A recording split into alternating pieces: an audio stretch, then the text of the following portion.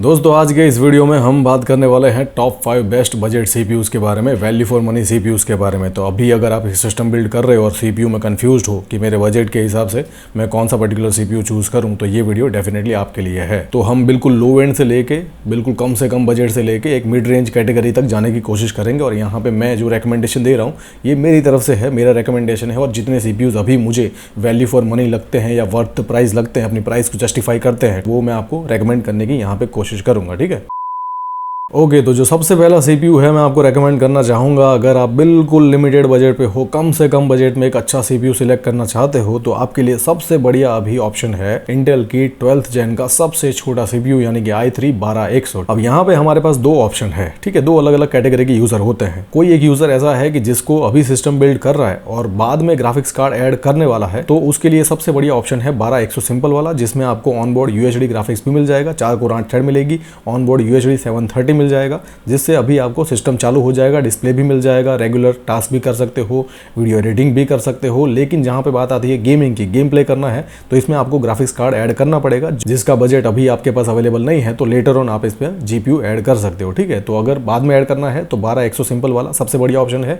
ये सीपीयू अभी आपको 11 से 12 की रेंज में इंडिया में मिल जाएगा। ठीक है, अगर आपका सिचुएशन ऐसा है कि अभी आप सारे पार्ट्स अभी सिलेक्ट कर रहे हो और आपके पास ग्राफिक्स कार्ड का बजट भी अवेलेबल है, तो आपके लिए सबसे बढ़िया ऑप्शन है इसका एफ वाला वर्जन 12100F, जिसमें आपको सिर्फ 4 कोर 8 थ्रेड मिलेगी, ऑन बोर्ड ग्राफिक्स नहीं मिलेगा। लेकिन अभी आप एक डेडिकेटेड जीपीयू भी सिस्टम में ऐड कर रहे हो, तो आपके लिए सबसे बढ़िया ऑप्शन है ये वाला सीपीयू सिलेक्ट करना 12100F। तो अगर गेमिंग सिस्टम बनाना चाहते हो, 4 कोर 8 थ्रेड के साथ गेमिंग करनी है और एक जीपीयू भी ऐड कर रहे हो, तो सबसे बढ़िया ऑप्शन है ये सीपीयू। अभी आपको इंडिया में 8000 से लेके 8500 तक में मिल जाएगा, जो कि प्राइस के हिसाब से काफ़ी अच्छा परफॉर्म करता है। और इस पर्टिकुलर सीपीयू के साथ भी एक अच्छा सिस्टम आप बिल्ड कर सकते हो।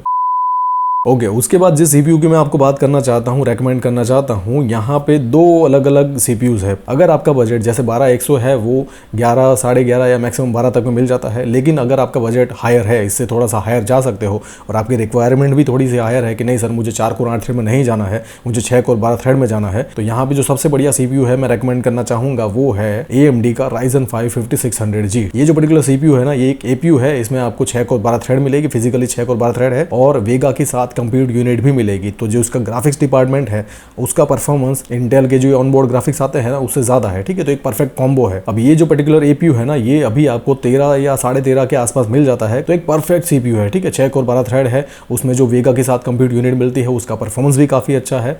लेकिन अब बहुत सारे लोगों को यहाँ पे जो दिक्कत होती है, इंक्लूडिंग मी, मुझे जो इसका एक ड्रॉबैक लगता है वो ये है कि इसमें PCI Express की जनरेशन 3 मिलती है। अब बहुत सारे लोग इससे सेटिस्फाइड नहीं है, मतलब कि उनको Gen 3 नहीं चाहिए, उनको Gen 4 या Gen 5 का सपोर्ट चाहिए। तो फिर मैं आपको रेकमेंड करना चाहूँगा कि इंटेल का जो 11th जेन का 11400 है, वो भी एक बहुत बढ़िया ऑप्शन है। अभी सेम प्राइस में मिल जाता है 13400 सिंपल वाला, जिसमें आपको UHD 730 मिलेगा, ऑनबोर्ड ग्राफिक्स भी मिलेगा।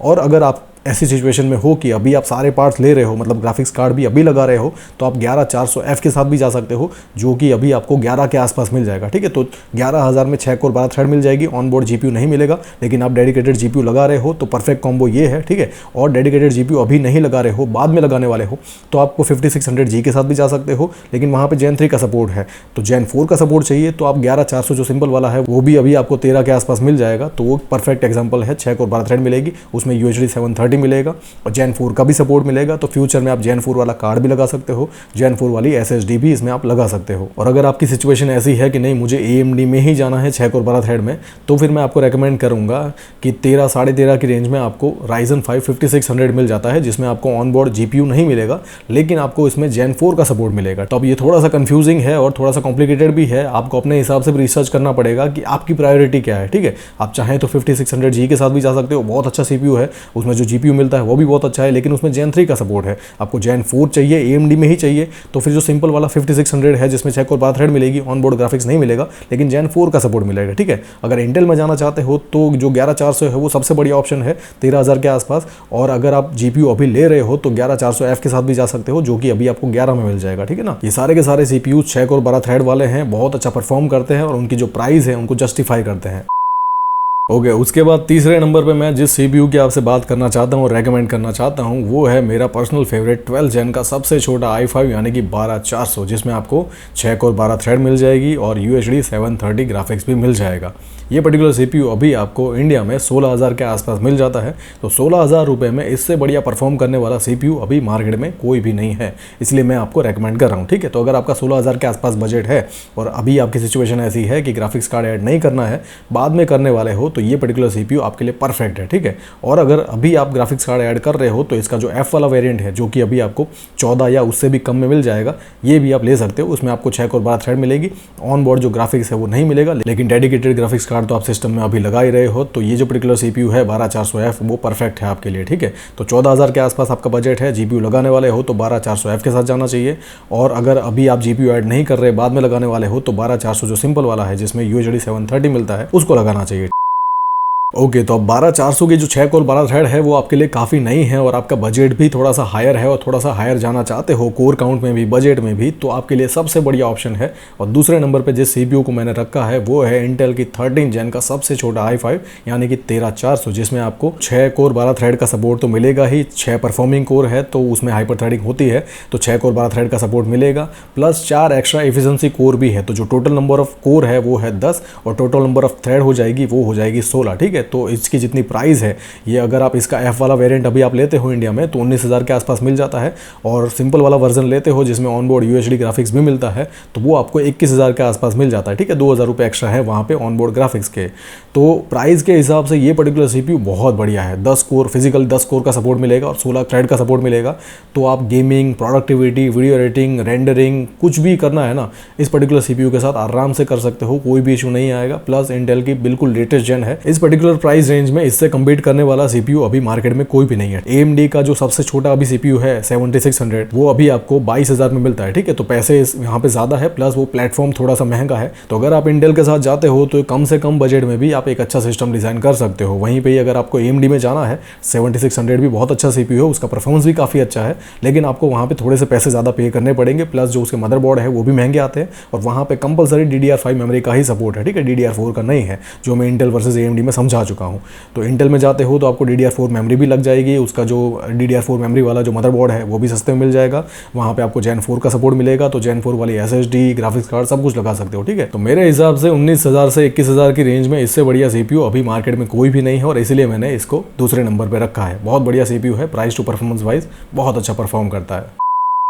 ओके, उसके बाद बात करते हैं नंबर 1 CPU की, जिसपे तो मैंने डेडिकेटेड वीडियो भी बनाया था। इंटेल की 13 जेन का 13500, ये मेरा पर्सनल फेवरेट है और इसीलिए मैंने इसको नंबर 1 पे रखा है।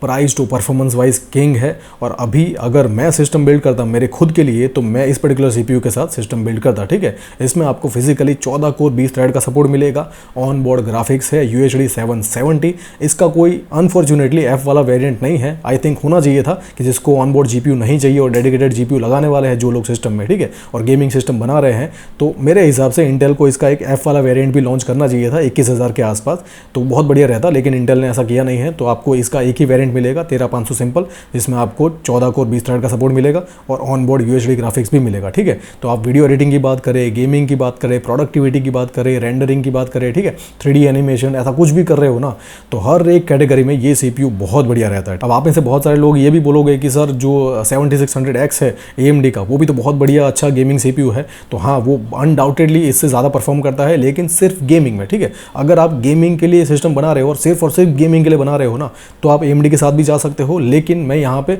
हर एक चीज़ को ध्यान में रखते हुए कह रहा हूँ, ठीक है, gaming, productivity, video editing, rendering, जैसे मैंने कहा एनिमेशन, कुछ भी कर रहे हो तो हर एक सिचुएशन में ये CPU परफेक्टली विनर है और इसलिए मैंने इसको नंबर 1 पे रखा है। और इसको लेके हम एक सिस्टम बिल्ड वाला वीडियो भी बनाने वाले हैं। आप में से बहुत सारे लोगों की रिक्वेस्ट भी है कि सर 13500 पे एक सिस्टम बिल्ड वीडियो बनाइए, तो वहाँ पे हम दूसरे पार्ट्स भी डिस्कस करेंगे। सो आई होप कि इस वीडियो में आपको जो भी बताया, जो भी समझाया, सब कुछ सही से समझ में आ गया होगा। मैंने अपने हिसाब से, मेरे हिसाब से सारे रिकमेंडेशन मैंने आपको दिए हैं और जितने भी CPUs आपको रेकमेंड किए हैं वो अपनी प्राइस को जस्टिफाई करते हैं। ठीक है, प्राइस टू परफॉर्मेंस वाइज अच्छे हैं, इसलिए मैंने यहाँ पे आपको रेकमेंड किए हैं। ठीक है, बिल्कुल लो एंड से लेके हाई एंड तक हमने जाने की कोशिश की है। अब इससे ऊपर के जो CPUs हैं यानी कि 13600, फिर उसके ऊपर के, वो CPUs यहाँ पे मैंने इंक्लूड नहीं किए हैं, क्योंकि यहाँ पे हम एक नॉर्मल इंडियन कंज्यूमर की बात कर रहे हैं जिसका जो CPU का बजट है वो 25,000 हज़ार या उससे नीचे होता है, ऐसे यूज़र्स को ध्यान में रखते हुए मैंने ये वीडियो बनाने की कोशिश की है। और बिल्कुल लो एंड यूज़र को भी यहाँ पे इंक्लूड किया है जिसका बजट 8 साढ़े 8 हज़ार ही है। और 8 साढ़े 8 हज़ार से लेके 25 हज़ार तक जिसका बजट है, सारे